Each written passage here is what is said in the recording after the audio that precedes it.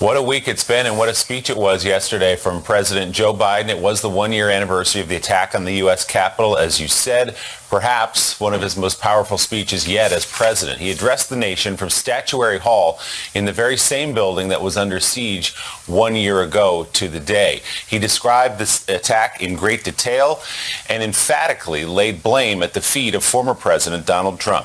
For the first time in our history, a president had not just lost an election, he tried to prevent the peaceful transfer of power as a violent mob breached the Capitol. Former president who had just rallied the mob to attack, sitting in the private dining room off the Oval Office in the White House, watching it all on television and doing nothing for hours. The former president of the United States of America has created and spread a web of lies about the 2020 election. He's done so because he values power over principle, because he sees his own interest as more important than his country's interest, than America's interest, and because his bruised ego matters more to him than our democracy or our Constitution. He can't accept he lost, even though that's what 93 United States senators, his own attorney general, his own vice president, governors and state officials in every battleground state have all said he lost. Even before the first ballot was cast, the former president was preemptively sowing doubt about the election result. He built his lie over months. It wasn't based on any facts. He was just looking for an excuse, a pretext, to cover for the truth. He's not just a former president. He's a defeated former president. A former president who lies about this election. And the mob that attacked this Capitol could not be further away from the core American values.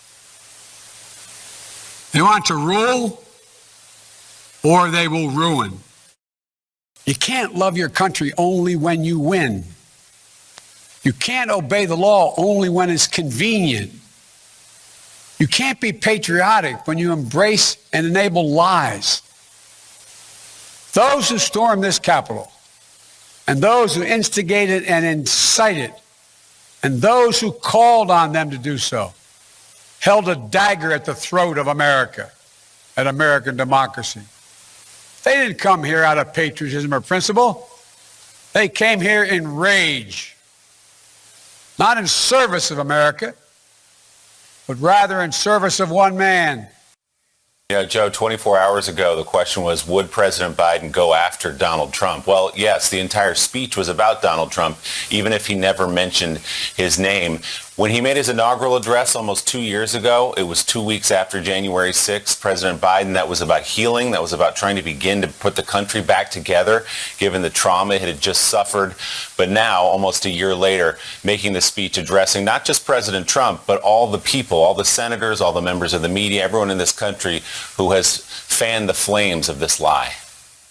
Well, and they continued to last night. Trump supporters really just, it was actually, it was hilarious on one count and so distressing on the other. I actually felt pity for those who still feel like they have to defend the indefensible. They are the Baghdad Bobs of our time. Unfortunately, what they're spewing is not just silly, it's un-American, and it downplays, of course, those police officers who were brutalized and beaten with American flags, those Capitol Hill officers who took their own lives because of the chaos and the PTSD, who said actually that what they went through that day was worse than what they went through in Iraq.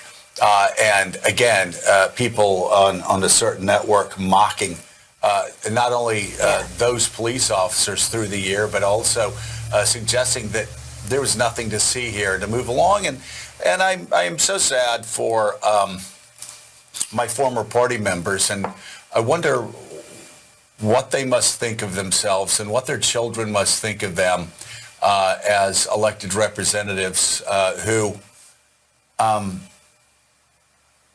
won't even show up for a moment of silence to remember those Capitol Hill cops, remember the sacrifice, remember the terror.